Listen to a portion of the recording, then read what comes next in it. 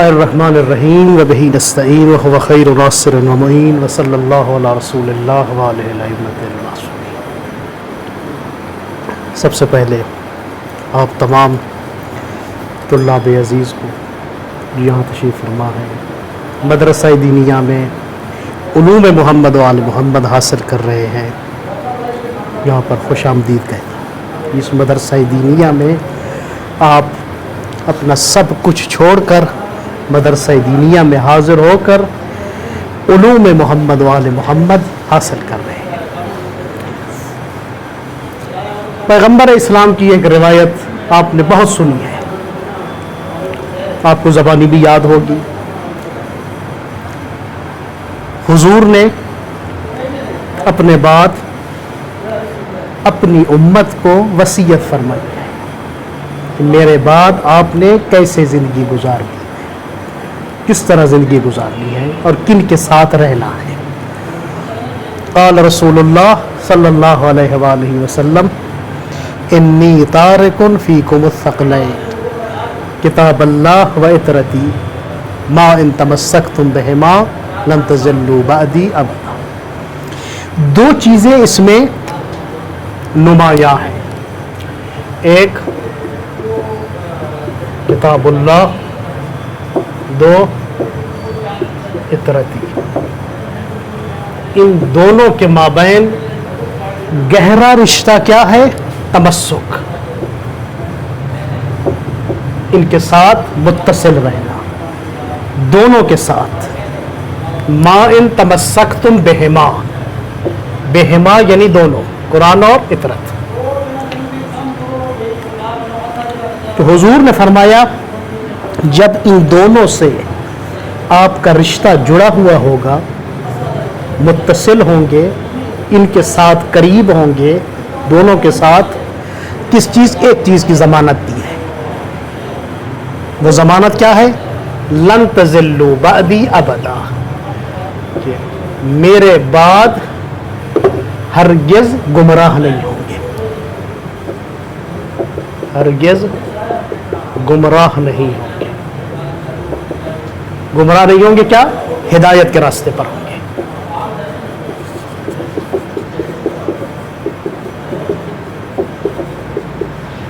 بس ہدایت کے راستے پر کون ہے؟ جو قرآن اور اطرت کو اپنا ساتھی بنائے۔ قرآن اور اطرت کو ساتھی کیسے بنائے؟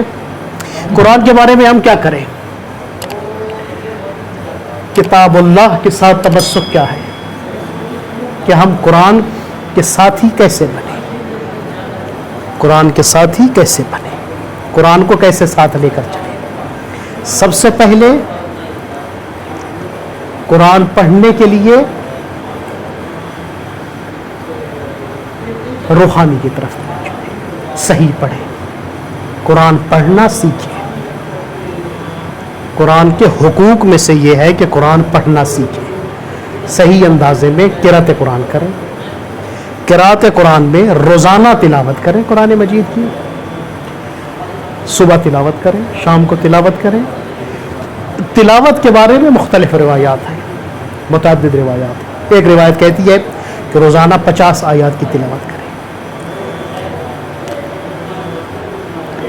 کچھ آیات کہتی ہیں، کچھ روایات میں ہے کہ معصومین علیہ السلام روزانہ کم از کم فرما دیتے خود 1 سپارے کی تلاوت فرما دیتے، ایک مہینے میں ختم قرآن۔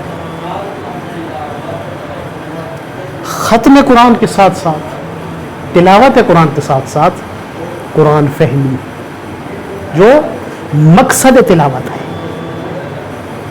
خالی تلاوت کر لینا کافی نہیں ہے کہ میں روزانہ 1 سپارہ تلاوت کرتا ہوں، 1 پارے کی تلاوت کرتا ہوں، مہینے میں میں ختم قرآن کر لیتا ہوں، اچھی چیز ہے۔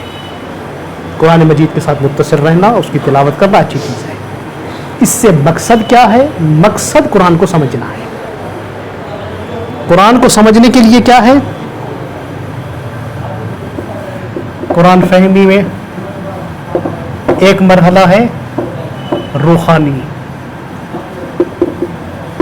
روحانی ایسے کہ روان ہو جائے، قرآن صحیح پڑھ سکے۔ دوسرا قرآن کا حق کیا ہے؟ قرآن فہمی، قرآن فہمی کے متعلق کہ خود قرآن کہتا ہے کہ قرآن کے متعلق کیا حقوق ہیں. تفکر، تعقل، تدبر، 3 مرحلے. قرآن کے آیات میں غور و فکر کریں، سوچیں کہ قرآن کس چیز کے بارے میں گفتگو کرتا ہے. خدا کے بارے میں گفتگو کرتا ہے، خدا کی صفات بیان کرتا ہے. بسم اللہ الرحمن الرحیم قرآن کی آیت ہے. اس میں کیا ہے؟ شروع کرتا ہوں اللہ کے نام سے. اللہ خداوند متعال کا جامع نام ہے، خدا کا اسم جامع ہے. الرحمن الرحیم نام کے ساتھ خدا کے صفات کا تذکرہ ہو رہا ہے. وہ رحمان بھی ہے، رحیم بھی ہے. رحمان کا معنی کیا ہے؟ رحیم کا معنی کیا ہے؟ رحمان کیا ہے؟ رحمان کی خصوصیت کہ وہ جس نے پوری کائنات کو خلق کیا، انسانوں کو خلق کیا، خلق کرنے کے بعد سب کی ضروریات کو اس نے پورا کیا، چاہے اس کو مانے یا نہ مانے. کچھ لوگ ایسے بھی ہیں جو خدا کو بھی نہیں مانتے. جو خدا کو مانے یا نہ مانے وہ رحمان ہے. اس نے تمام مخلوقات کو پیدا کر کے سب کا مالک بھی ہے، رازق بھی ہے، خالق بھی ہے. سب کو اس نے دینا ہے اور سب کو دیتا بھی ہے. وہ رحیم بھی ہے. رحیم کیا ہے؟ کہ جو اس کی فرما برداری کریں اس پر وہ اس کی خصوصی عنایت ہوتی ہے. جو خدا کی فرما برداری کرے، خدا کی اطاعت کریں، جو کچھ اس نے حکم دیا ہے اس کی فرما برداری کریں، جو کچھ اس نے منع کیا ہے وہ رک جائے. ان پر خالق کی خصوصی توجہ ہے کہ یہ میرا اطاعت گزار بندہ ہے. بس یہ ہے تفکر. خدا کی تمام نعمتوں میں انسان غور و فکر کرے. جو چیز بھی انسان دیکھے، انسان اپنے وجود کو دیکھے خدا کو سمجھے. من عرف نفسہ فقد عرف ربہ. من عرف نفسہ فقد عرف ربہ. انسان اپنے وجود سے خدا تک پہنچ سکتا ہے.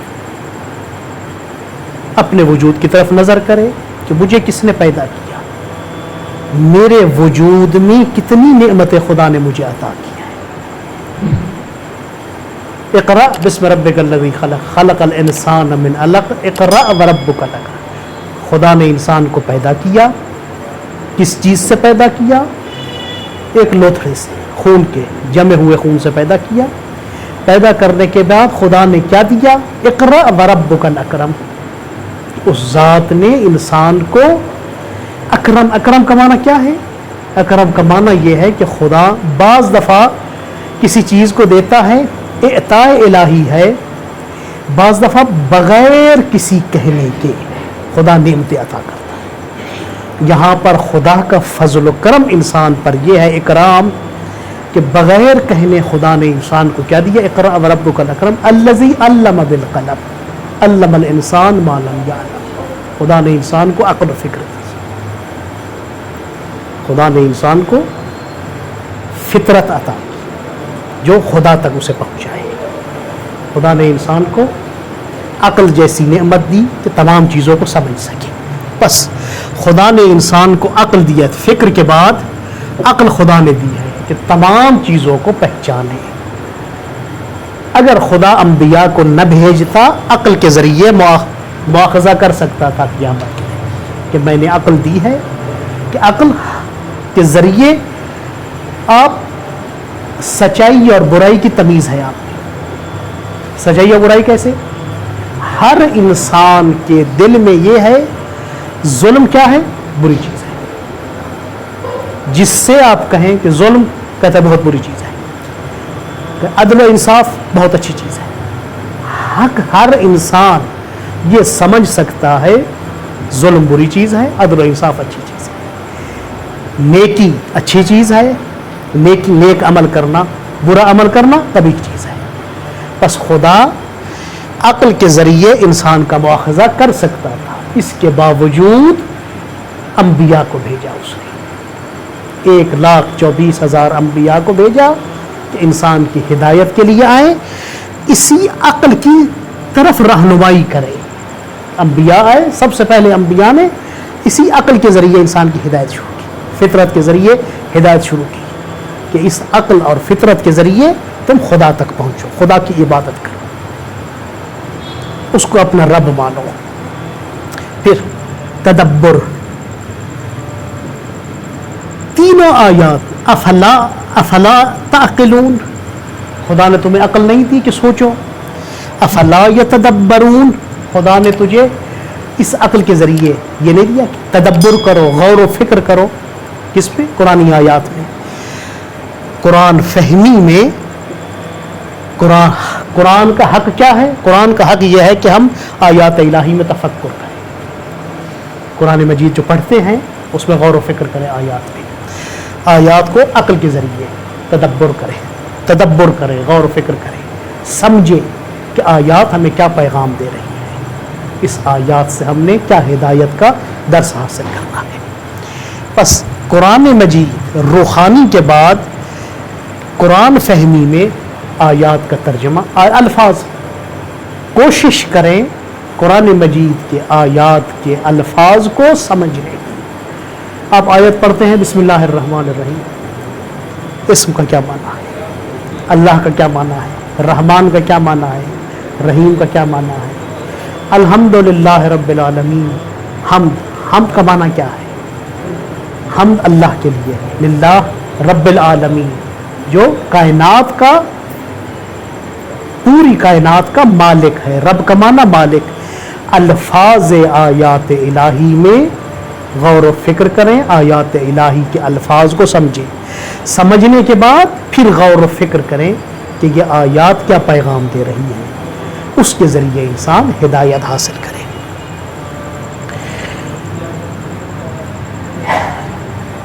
غور و فکر اور تدبر تفکر کے بعد انسان ہدایت کے مرحلے میں پہنچتا ہے کہ انسان کی ہدایت. دوسرا مرحلہ کیا ہے؟ اطرتی، اہل بیتی. اہل بیت کا ہم پر کیا حق ہے؟ قرآن کے ساتھ اہل بیت کو لے کر چلے، قرآن کے ساتھ اہل بیت. اگر کسی نے قرآن کو چھوڑ دیا، قرآن سے الگ ہو گیا، نہ قرآن کی تلاوت کرتا ہے، نہ آیات میں غور و فکر کرتا ہے، نہ توجہ کرتا ہے، یہ ہدایت سے دور ہے، منحرف ہے. اہل بیت کو لے لیا، اہل بیت کے فرامین، اہل بیت کے فرامین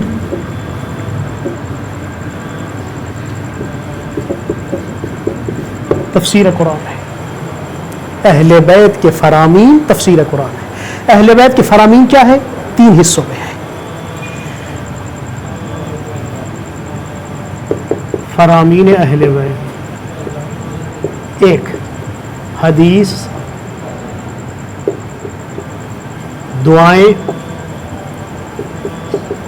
زیارات. اہل بیت کا جو بیان ہے امیر المومنین سے لے کر امام زمانہ تک، جب وہ بیان کرتے ہیں یا ان کا بیان سادہ ہے، حدیث کی صورت میں ہے، قال الصادق علیہ السلام، قال الباقر علیہ السلام.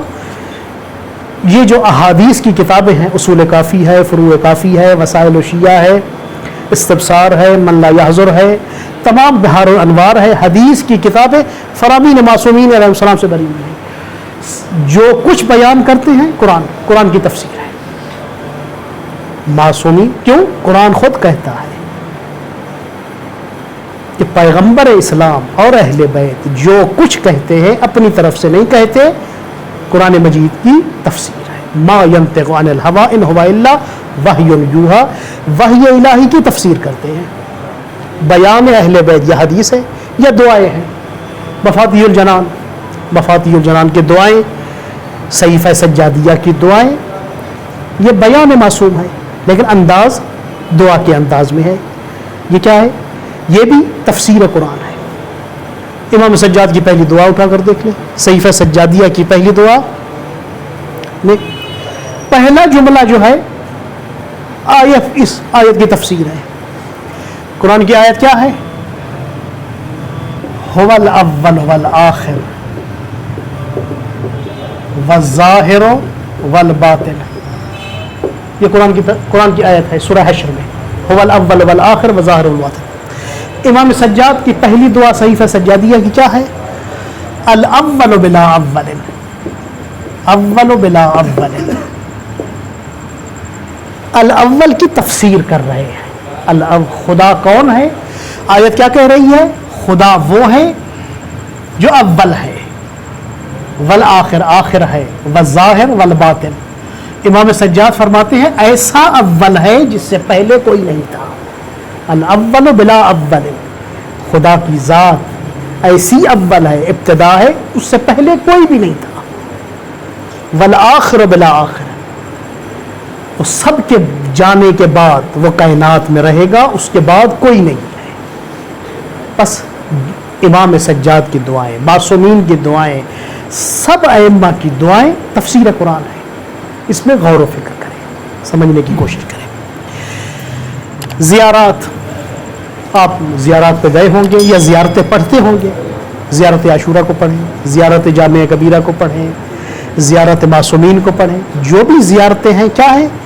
وہ زیادہ تر زیارتوں میں عقیدتی پہلو ہے. زیارات میں عقیدتی پہلو ہے. یہ تمام عقیدتی پہلو زیارات کا تمام قرآنی آیات سے لیا گیا ہے. پس معصوم کا جو بیان ہے, معصومین کا بیان تفسیر قرآن ہے. معصومین کی اتباع کرنا قرآن کی اتباع ہے. معصومین کے راستے پر چلنا قرآن کا راستہ ہے. بس ہمیں کوشش کرنی چاہیے کہ جو بھی, اگر حدیث ہم پڑھتے ہیں, دعا پڑھتے ہیں, زیارات پڑھتے ہیں, تو یہ سب کی سب تفسیر قرآن ہے. قرآن میں غور و فکر کریں, قرآن کو سمجھنے کی کوشش کریں, معصومین کے فرامین کو سمجھنے کی کوشش کریں, جس کے نتیجے میں ہمیں غور و فکر, ہمیں تفکر کی دعوت ہے, تعقل کی اور تدبر کی, جس کے نتیجے میں ہم ہدایت کے راستے پر چلیں گے. اور جو کچھ آپ پڑھ رہے ہیں, آپ کیا پڑھتے ہیں؟ جامع المقدمات پڑھتے ہیں, عوامل پڑھ رہے ہیں, ہدایہ پڑھ رہے ہیں, نحو کی کتابیں پڑھ رہے ہیں, صرف کی کتابیں پڑھ رہے ہیں. یہ سب کی سب کیا ہے؟ مقدمہ ہے قرآن کو سمجھنے کا. اسم کتنا ہے؟ کلمے کتنے قسمیں ہیں؟ اسم, فعل, حرف. آیات الہی میں آپ دیکھیں, ایک آیت میں اسم, فعل, حرف, پھر اس کا ترجمہ کریں, اس کے مفاہیم کی طرف توجہ کریں. فقہ آپ پڑھتے ہیں, فقہ اکثر کیا ہے؟ فقہی مسائل جو توضیح المسائل ہے آپ پڑھتے ہیں. مجتہد اور مرجع تقلید نے قرآن مجید کو سمجھ کر, روایات کو سمجھ کر فتویٰ کیا ہے. آیات, بعض فتوے جو ہیں حدیث کا ترجمہ ہے, بعض فتاوی قرآن مجید کی آیات کا ترجمہ ہے. مجتہدین اور مراجع نے قرآن و حدیث کو سمجھ کر فتویٰ دیا ہے. بس جب ہم فقہ پڑھتے ہیں, اصول پڑھتے ہیں یا عقائد پڑھتے ہیں, عقائد میں کیا ہے؟ آیات, قرآن کی آیتیں ہیں یا روایات ہیں. معصوم کی عصمت پر بحث ہے کہ معصوم ائمہ ہے, انبیاء اور معصومین معصوم ہے, صاحب عصمت ہیں. دلیل کیا ہے؟ قرآن کی آیات ہیں اور روایات ہیں. بس ہم قرآن اور حدیث کو سمجھیں, جس کے نتیجے میں ہم کیا ہے؟ ہمارا عقیدہ پختہ ہو جائے گا, ہم دین میں ثابت قدم ہو جائیں گے. قرآن و حدیث کو سمجھ کر دین میں ثابت قدم ہو جائیں گے. بس اتنا اس حدیث کی روشنی میں کافی سمجھتا ہوں. انشاءاللہ ہم اس غور و فکر میں اس پہ غور و فکر کر کے